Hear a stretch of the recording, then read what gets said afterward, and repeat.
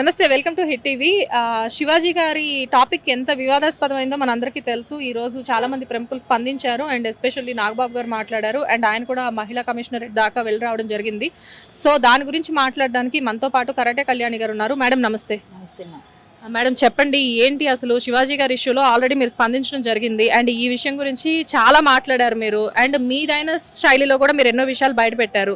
So అసలు చెప్పండి, ఇప్పుడు ఇవాళ నాగబాబు గారు కూడా స్పందించడం జరిగింది. సో దాని గురించి చెప్పండి. అంటే ఇంకా ఇంకా అందరూ మాట్లాడాలండి ఈ విషయాలపైన. ఎందుకంటే నాగబాబు గారు కూడా చాలా కొంచెం పాలిష్డ్గానే మాట్లాడారు అంటాను నేను. నాగబాబు గారు కూడా చాలా కరాకండి చెప్పాలి. ఎందుకంటే అమ్మాయిలకు సపోర్ట్గానే అనిపించింది నాకైతే. ఎందుకంటే ఆయనకి ఎక్కువ మంది అమ్మాయిలు ఉన్నారు వాళ్ళ ఇంట్లో. సో మేబీ అమ్మాయిల పక్షపాతి అయి ఉండొచ్చు, అవ్వాలి. నేను కూడా అమ్మాయిల పక్షపాతినే, కానీ అమ్మాయిలు తప్పు చేసినా కూడా మనం ఖండించాలి. సో ఏమంటానంటే, ఇప్పుడు సెక్యూరిటీ పెట్టుకొని బట్టలు ఏది పడితే తీసుకెళ్ళమనేది కరెక్ట్ కాదు. ఆయన అదే అన్నట్టున్నారు నాకు తెలిసి. అదేనా అన్నారు ఆయన?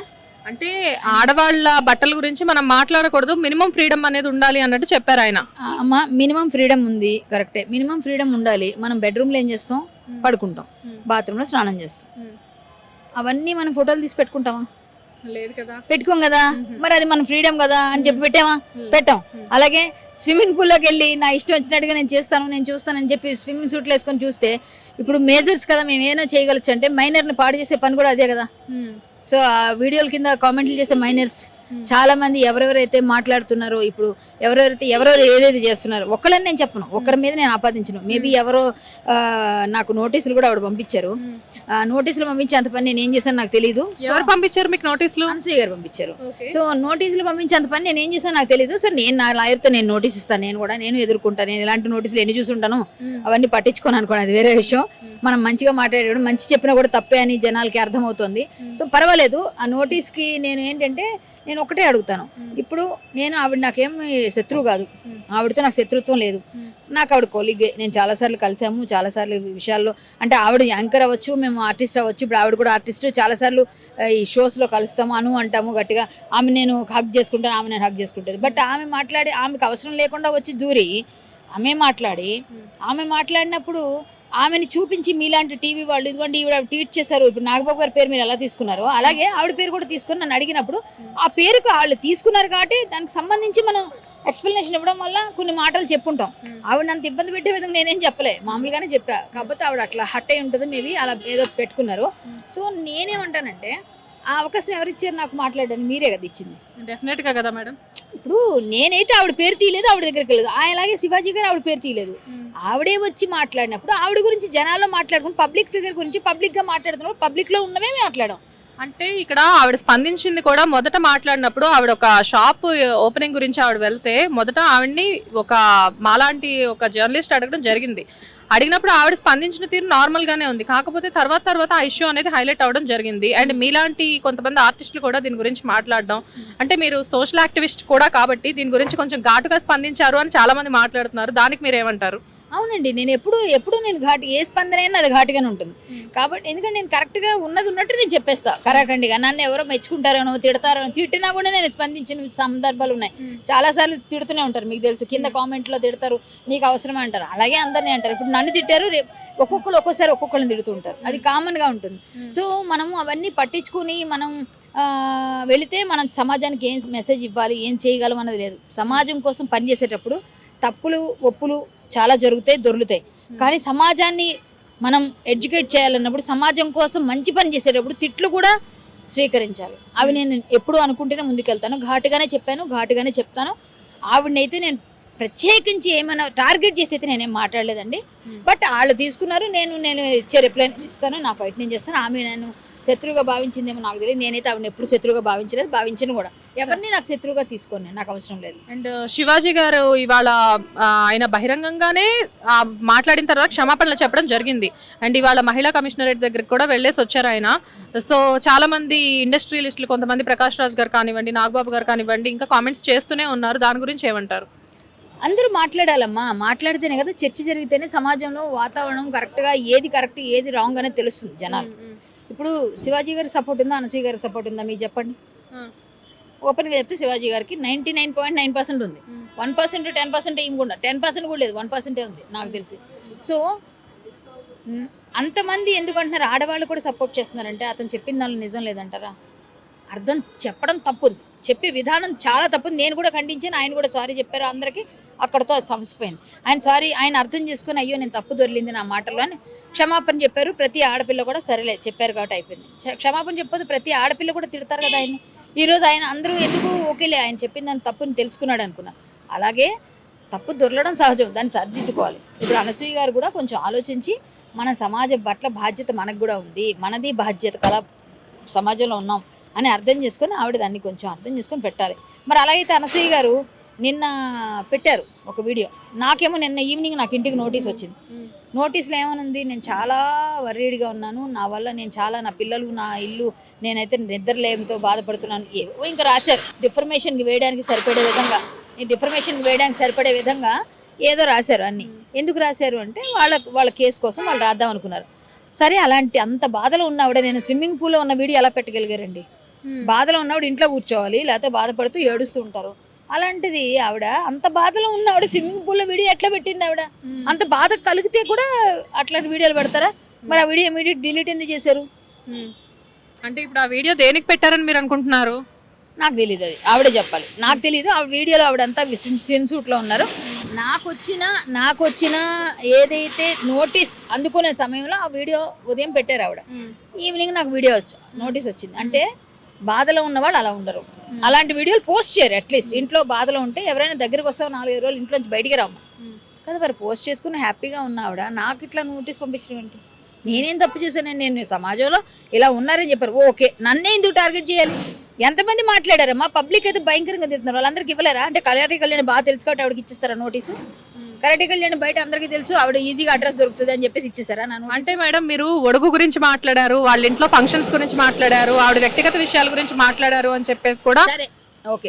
ఒడుగు ఎవరు చేశారు? ఒడుగు ఫోటోలు ఎవరు నాకెలా తెలిసే? ఒడుగు ఫోటో ఆవిడ పోస్ట్ చేశారు కదా. మరి ఆవిడ మాట్లాడకూడదు అంటే ఎట్లా? పబ్లిక్ లో ఉన్న ఫోటోలు మాట్లాడాలి కదా, పబ్లిక్ ఫిగర్ కదా ఆవిడ. ఇప్పుడు ఏమండి పర్సనల్ అంటే ఇంట్లో పెట్టుకుంటాం మనం. పబ్లిక్ ఫిగర్ గా వచ్చేసినప్పుడు, పబ్లిక్ లో వచ్చినప్పుడు పబ్లిక్ అందరూ మాట్లాడతారండి. నేను మాట్లాడేవేంటి? మీకు ఒడుగు ఫోటోలు మీరు కనిపించింది, మీరు పెట్టినవే కదా, మీరు పెడితేనే కదా నాకు తెలుసు. లేదా నన్ను పిలిచారండి మీ ఇంటికి ఒడికి, పిలవలేదు కదా. మరి పబ్లిక్ లో ఉన్న ఫోటో గురించినే కదా మాట్లాడేది, తప్పు ఎక్కడుంది అందులో? సరే, ఇంతకీ మీరు శివాజీ గారితో మాట్లాడారా? శివాజీ గారితో మాట్లాడడం జరిగింది. మీ స్టాండ్ అయితే నాకు చాలా ఒక విషయంలో ఆ తప్పులు మాట్లాడిన దానికైతే మీరు సారీ చెప్పారు కాబట్టి నేను కూడా మీతో మాట్లాడుతున్నాను. సారీ చెప్పకపోతే నేను మాట్లాడకపోయేదాన్ని. సో మీరు సారీ చెప్పారు కాబట్టి మాట్లాడుతున్నా. మీరు మంచిగానే తీసుకున్నారు సార్, మంచి విషయమే కానీ చెప్పింది కొంచెం రాంగ్గా చెప్పారు వేలో అని చెప్పి అన్నాను. అమ్మ సర్లేమ్మా, అనుకునే వాళ్ళు అనుకుంటూ ఉంటారు, నేను చెప్పాలనుకుంది వేరే వాళ్ళకి బయటకు మిస్ఫైర్ అయ్యి కొంత వెళ్ళింది, అయినా ఏదేమైనా అనుకోని అమ్మ, నేను అనుకున్నది నేను చెప్పా, మీలాగే నేను డైరెక్ట్గా చెప్తాను అంతే అన్నారు. ఇది ఇప్పుడు శివాజీ గారు సెకండ్ ఇన్నింగ్స్ బిగ్ బాస్ నుంచి ఎప్పుడైతే వచ్చారో అక్కడ విన్నర్ అవ్వకపోయినా శివన్న అనే పేరుతో బాగా పాపులర్ అయ్యారు. ఎట్ ది సేమ్ టైం తర్వాత నుంచి ఆయనకి మంచి మంచి ఆఫర్స్ వస్తున్నాయి, ఆయన చాలా బిజీ అయ్యారు. ఇప్పుడు మంగపతి క్యారెక్టర్ లాంటి క్యారెక్టర్స్ తో కూడా ఆయన గెట్ బ్యాక్ అయ్యారు. సో ఇలాంటి టైంలో ఈ ఇష్యూ అనేది ఆయన కెరీర్ మీద ఎఫెక్ట్ పడుతుంది అని చెప్పేసి చాలా మంది అంటున్నారు, దానికి మీరేమంటారు? నేనైతే పడదని అనుకుంటున్నాను. సమాజానికి మంచి చేయడానికి మాట్లాడే వాళ్ళకి ఎందుకంటే ఎఫెక్ట్ పడుతుంది? ఇప్పుడు ఆయన తప్పు ఏమైనా మీకు ఏమైనా అనిపించిందా? తప్పు చెప్పండి. అంటే మేడం తప్పు అనిపించిందా అంటే ఆయన చెప్పే విధానంలో తప్పు లేదు, అది ఏంటంటే ఆయన కొన్ని మాటలు తూలారు అవి. మీరు చికిరీ సాంగ్ లో ఏదైతే పదం ఉందన్నారో అలాంటి పదాలు ఆయన వాడడం. చికిరీ సాంగ్ లో ఏదైతే మాట్లాడారో, ఇప్పుడు చికిరీ సాంగే కాదండి, నిన్న ఒక శేఖర్ భాష తీసుకొచ్చిన పాట కూడా మీరు వినే ఉంటారు. మరి చిన్మయ్య గారు పాడారు, ఆ పాట కూడా అట్లనే ఉంది. మరి అవన్నీ అర్థాలు డబల్ మీనింగ్ ఎన్ని ఉన్నాయండి సినిమాలో, డబల్ మీనింగ్. అవన్నీ మాట్లాడడానికి పాడడానికి పాడలేదు, మీకు యాక్టింగ్లు చేయడానికి ఇబ్బంది లేదు మన అందరికి. అలాంటప్పుడు ఏదో ఒక మాట అన్నప్పుడు ఆయన ఏదో ఏం మాట్లాడాలో తెలియక అన్నాడా, ఏదన్నాడో సడన్ గా ఆయన ఊతపదవులు అన్నాడు, అవన్నీ పక్కన పెడదాం. ఒక్కొక్కరు ఒక్కొక్క కామెంట్ చేస్తున్నారు, అది నేను అంటాను, నా ఉద్దేశం కాదు. సో ఆయన దాన్ని సరిదిద్దుకున్నారు, క్షమాపణ చెప్పారు, ఇంకా అక్కడితో వదిలేశారు. సో ఇప్పుడు ఆయన మహిళా కమిషన్కి వెళ్ళారు, అక్కడ కూడా హాజరై వచ్చారు. ఆయన తప్పు చేశాను, నేను పారిపోలేదా? ఇంతమంది ఏదైనా ఆయన తప్పించుకోకుండా నేను నా బాధ్యత పిలిచారు, నేను వెళ్ళారు కదా. మరి ఆయన తప్పు ఎక్కడుంది? ఆయన అన్నింటిలోనే కరెక్టే ఉన్నాయి, ఆయన ఇవ్వాల్సింది ఆయన చేస్తున్నారు. అమ్మా, మనం తీసుకునే విధానం మనం ఏదో పాపులర్ అవ్వాలని, మనకేదో ఉంది కదా, మనం ప్రతి నిమిషం వార్తల్లో నిలవాలని ఏ పని చేయకూడదు ఎవరైనా సరే. మేడం, ఇంకొక వీడియో దీని గురించి మీ దాకా వచ్చిందో లేదో నాకు తెలీదు. నా అన్వేషణ అనే యూట్యూబ్ ఛానల్ రన్ చేసే అన్వేష్ అనే పర్సన్ కూడా చాలా చాలా అభ్యంతరకరంగా మాట్లాడడం జరిగింది. ఆ వీడియో మీ దృష్టికి వచ్చిందా? వచ్చిందండి, చూశాను. అతను ఏమిటో అతను ఏ విధంగా తీసుకోవాలి ఎవరికి అర్థం కాదు. ఆయన అసలు బ్యాలెన్స్ ఉందా లేదో తెలియదు, ఎప్పుడు ఎలా మాట్లాడతారో ఆయనకి తెలియదు. ఆయన కూడా మనం కన్సిడర్ చేస్తే వేస్ట్ అండి. గరికపాటి గారు లాంటి వాళ్ళ గురించి కూడా మాట్లాడారు. ఆయన ఎందుకు కన్సిడర్ చేయాలి? ఇంకా మనం అతని గురించి మాట్లాడమే వేస్ట్ కదా. మనం ఆయన గురించి మనకెందుకండి? ఆయన పనేదో ఆయన డబ్బులు సంపాదించుకోవడానికి వీళ్ళందరినీ వాడుకోవడం తప్ప మాటల్లో అవసరమే ఉంది. మాకేం అవసరం లేదు ఆయనతో మాట. ఆయన గురించి నాకు ఇంట్రెస్ట్ లేదు మాట్లాడే. ఎందుకంటే ఆడవాళ్ళు అతను ఇష్టం వచ్చినట్టుగా ఆటగాళ్ళని పిచ్చి పిచ్చిగా ఎక్కడ అమ్మాయిలతో ఏం తిరగాలో ఎలా తిరగాలో చూపిస్తున్న వాళ్ళ గురించి నేను ఎట్లా మాట్లాడతానండి? అమ్మాయిలతో ఎలా ఎంజాయ్ చేయాలో చెప్తున్న వాళ్ళతో మాట్లాడమంటారా? నాకు అవసరం లేదు అతని గురించి, నాకు సంబంధం లేదు. అలాంటి వాళ్ళే నేను అసలు పట్టించుకోను.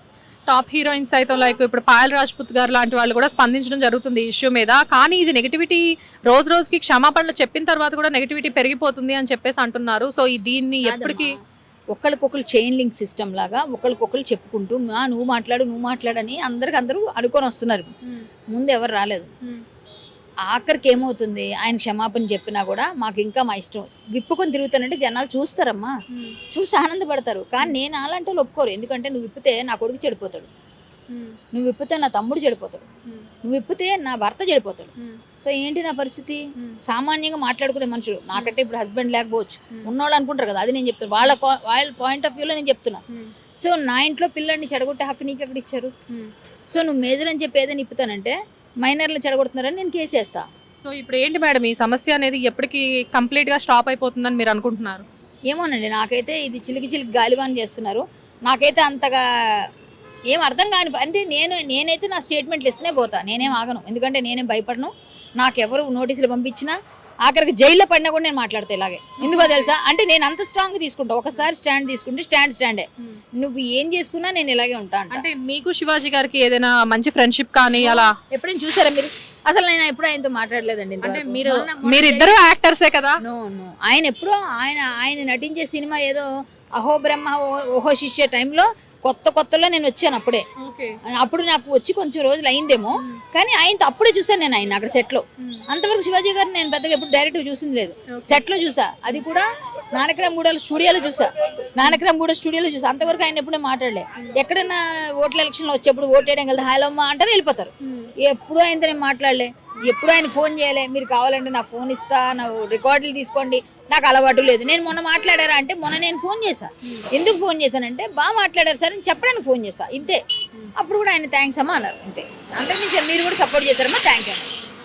ఆయన నాకు ఏ ఫ్రెండ్షిప్, నాకు ఎవరితో మీకు విషయం తెలుసా, ఇండస్ట్రీలో నాకు ఎవరితో ఫ్రెండ్షిప్లు ఉండవు. ఎందుకంటే యథార్థవాది, లోక విరోధి. అందరికీ నేను కోపమే, అందరికీ నా మీద పడదు. ఇప్పుడు ఈవిడితో పాటు ఈవిడితో పెట్టించడానికి కాడకులు వెనకాల ఎవరు ఉన్నారు నేను ఎతకాలి ఇప్పుడు. అంతే కదా, ఈవిడ పెట్టినప్పుడు వీడు వెనకాల ఎవరు ప్రొవోక్ చేశారు అవన్నీ వెతకాలి ఇప్పుడు నేను. నో ప్రాబ్లం, ఎవరైనా నేను డేర్ ఇలాగే ఉంటా.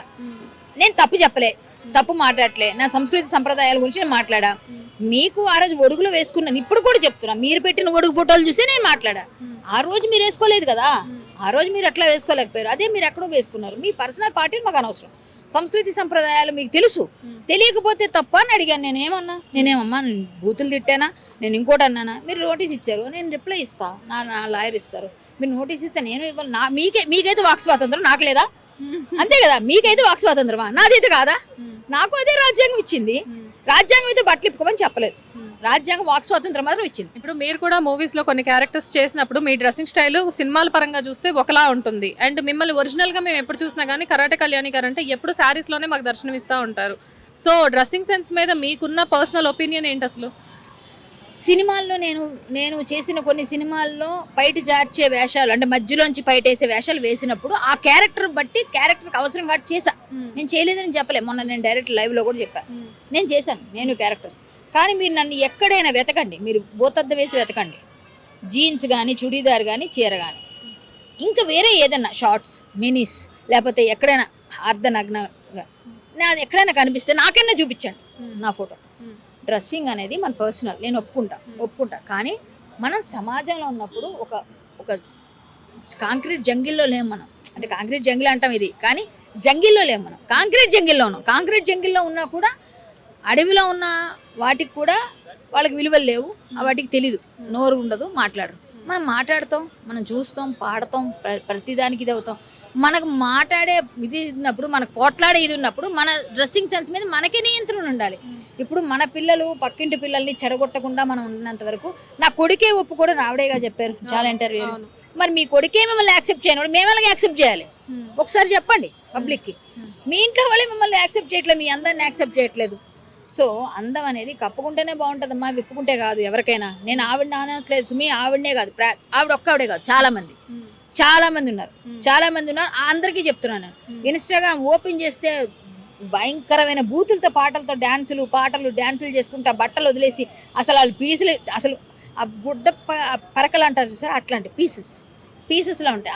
ఆ పీలికలు కూడా తీసేస్తే బాగుంది అనుకున్నట్టుగా ఉంటున్నారు. అలాంటి వాళ్ళతో మనం ఏం చెప్పగలుగుతాం చెప్పండి? అంతే కదా. అంటే వాళ్ళకి భారం అయిపోతున్నాయి ఇవి కూడా. అలాంటి వాళ్ళు వస్తున్నారు. మీరు ఇన్స్టాగ్రామ్ ఎందుకు ప్రశ్నించరు? ఇన్స్టాగ్రామ్ ఎందుకు అడగరు? దాన్ని ఎందుకు బ్యాన్ చేయమన్నారు? ఆస్ట్రేలియా చేసిందిగా.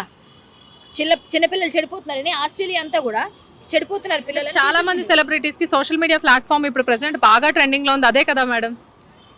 ఏం ట్రెండింగ్ అండి? ట్రెండింగ్ అంటే జనాలు చెడగొట్టడం, పిల్లల్ని చెడగొట్టడం, సంస్కృతి సంప్రదాయాలు చెడగొట్టడమా ట్రెండింగ్ అంటే? ట్రెండింగ్లో ఉండాలంటే మన సంస్కృతిని పక్కన పెట్టేసి తుంగలో తొక్కేయటమా? మన చీర, మన కట్టు, మన బొట్టు, మన గాజులు, పువ్వులు ఇవన్నీ మనం పెట్టుకోవాల్సిన ఎందుకు పెట్టారు? ఒక్కొక్క దానికి సైన్స్ ఉంది కదా. అవన్నీ మీకు తెలియవా? తెలుసు కదా, తెలుసుకోండి. లేకపోతే అవి కదా సెర్చ్ చేయాలి. ఇన్స్టాగ్రామ్లో ఎవరు పొట్టి డ్రెస్సులు వేసుకుని సెర్చ్ చేయడం కాదు, ఇలాంటివి సెర్చ్ చేయాలి. అది కదా యువత నేర్చుకోవాల్సింది. సో ఫైనల్ గా డ్రెస్సింగ్ సెన్స్ మీద మీ ఒపీనియన్ కూడా మీరు మాకు చెప్పడం జరిగింది. సో ఈ విషయం అనేది ఎంత తొందరగా స్టాప్ అయితే మంచిది. అనవసరంగా ఆడవాళ్ళు మంచోళ్ళు కాదు, మగవాళ్ళు మంచోళ్ళు కాదు. ఇద్దరు సరిగ్గా రెండు ఒకటే. ఇద్దరు ఎవరి రేంజ్ లో వాళ్ళు చేస్తున్నారు తప్పులు, అరాచకాలు. సో ఇద్దరికి నేను చెప్తుంది ఏంటంటే, నేను ఆడపిల్లనే, నాకు ఆడపిల్లలు, మా చెల్లి కూతుర్లు, మా ఇంట్లో కూడా పిల్లలు ఉన్నారు, వాళ్ళకు కూడా చెప్తాను ఇలా ఉండండి అలా ఉండండి. అలాగే అబ్బాయిలు కూడా చెప్తాను, మా ఇంట్లో పిల్లలు, నా కొడుకు నేను చెప్తాను. ఎందుకంటే మనం చెప్పాలి అంటే మనం కూడా అలా ఉండాలి కదా. మనం అలా ఉండి చేయాలి, అదే నేను చేస్తాను. కాబట్టి నేను గట్టిగా మాట్లాడతాను. వాళ్ళకి నచ్చకపోయినా కేసులు వేసుకున్నా నేను కొట్లాడతా, తిరుగుతా, నేను మిమ్మల్ని కూడా తిప్పుతా. ఇదైతే అట్ ద సేమ్ టైం మిమ్మల్ని కూడా తిప్పుతా, అంతే. Thank you so much ma'am. Thank you. Hit TV app, ఇందులో short news, live news, entertainment shows, movies, digital magazines తో పాటు మీ జిల్లా వార్తలను కూడా ఫ్రీగా చూడొచ్చు. ఇంకెందుకు ఆలస్యం? వెంటనే హిట్ టీవీ యాప్ ని డౌన్లోడ్ చేసుకుని ఫ్రీగా ఎంటర్టైన్మెంట్ పొందండి. Hit TV app. Hit TV app. Please download hit TV app. Hit TV app ని ఫ్రీగా డౌన్లోడ్ చేసుకుని ఎంజాయ్ చేయండి. మీకు నచ్చిన ఎంటర్టైన్మెంట్ కోసం హిట్ టీవీ యాప్ ని ఫ్రీగా డౌన్లోడ్ చేసుకుని ఎంజాయ్ చేయండి. హిట్ టీవీ యాప్ ని డౌన్లోడ్ చేసుకుని ఆస్వాదించండి, ఆశీర్వదించండి. ఇంతమంది సెలబ్రిటీలు హిట్ టీవీ యాప్ ని డౌన్లోడ్ చేసుకోండి అని చెప్తున్నారంటే ఎంత మంచి యాప్ ఆలోచించండి. అమెరికాలో చదవాలనుకునే వాళ్ళకి విశ్వసనీయమైన పేరు మన శౌర్య కన్సల్టెన్సీ. UK లో 1 year masters, UK లో 1 year masters, 2 years work permit up to 5 years visa. Contact Saurya Consultancy. Contact 89851 89851.